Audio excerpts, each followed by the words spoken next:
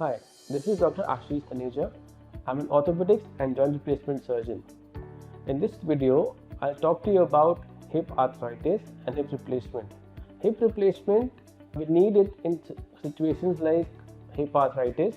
Second is avascular necrosis. And third will be fractures of neck of femur. I'll talk to you about all three conditions one by one. What happens in hip arthritis? Normally, this is a normal hip in which the cartilage, which is the covering of the bone, is intact. As you see it, it's colored blue in this. So both the femur and the acetabular side cartilage are intact. This is a normal hip. In some patients, as they age, the cartilage tends to wear out, and there can be situations like this. There can be some patches of cartilage loss that can start causing pain. When it is severe enough that almost the complete cartilage on both the sides is eroded, that can lead to a severe hip arthritis. That can be very painful and that can lead to severe disability also. इन patients को mainly pain होगा चलने पर. जब भी चलेंगे every step will be painful. And secondly इनकी movements, they can be restriction of movement, कि जब भी इनकी मूवमेंट करने की कोशिश करेंगे वो मूवमेंट रुक जाएगी because of contractures happening. So these are two are the main symptoms of hip arthritis. Also in some cases जब बहुत सिवियर आर्थराइटिस हो जाएगा तो they can be shortening of the leg also. So these three are the main symptoms of patients of hip arthritis. How do we deal with them? We suggest surgery called total hip replacement, in which we replace both sides, the femur and the acetabular side also. So we get it back to the normal smooth articulation.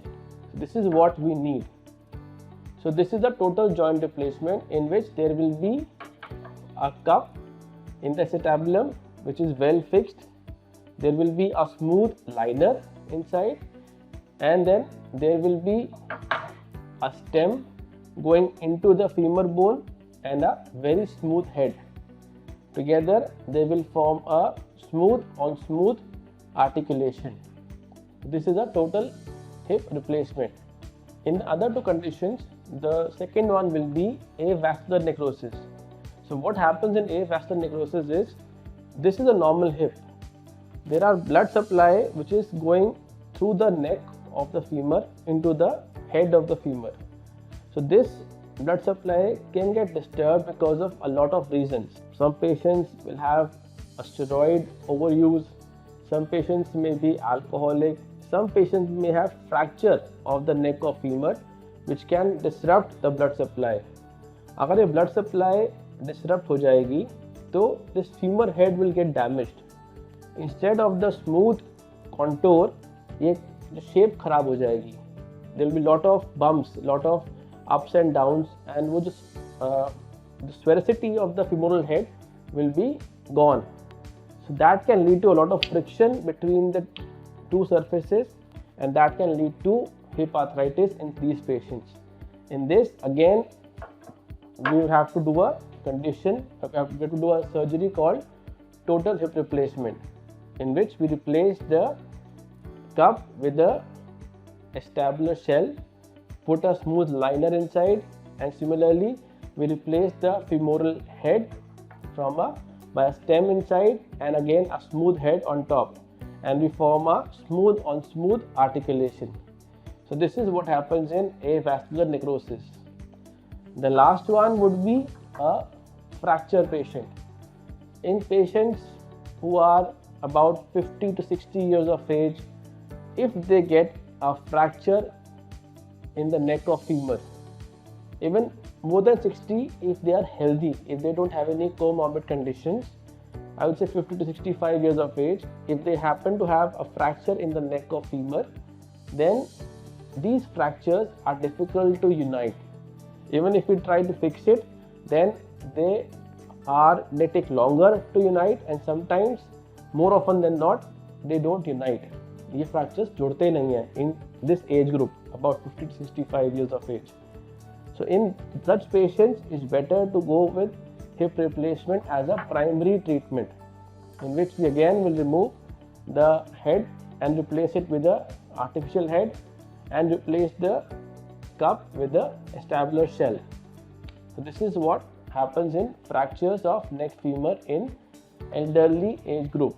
In patients who are even beyond that age, more than 65-70, in these patients we will go for something called a partial hip replacement, because normally in such cases, such patients will have a lot of medical conditions for which we'll have to do a very fast and short surgery, which is we just remove the head and put a new head on top, and we do not replace the acetabular component.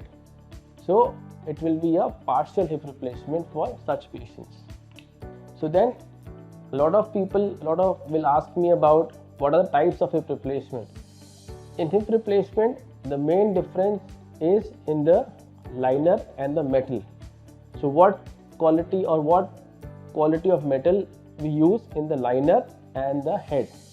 It can be a metal on a poly insert, which is a standard hip replacement articulation. The other one will be a ceramic, which will be a pink material like this on a poly insert, and the third one will be ceramic on ceramic insert. Out of the three, the best articulation would be a ceramic on poly insert, because it has been shown to have least problems and highest survivorship. So these three are the main materials that we use. One which is also new in the market is oxinium, in which instead of the normal metal or ceramic, we use the oxinium head on a poly insert. So these four are the most commonly used combinations in total hip replacement. Book your surgery appointment on pristyncare.com. Pristyn Care.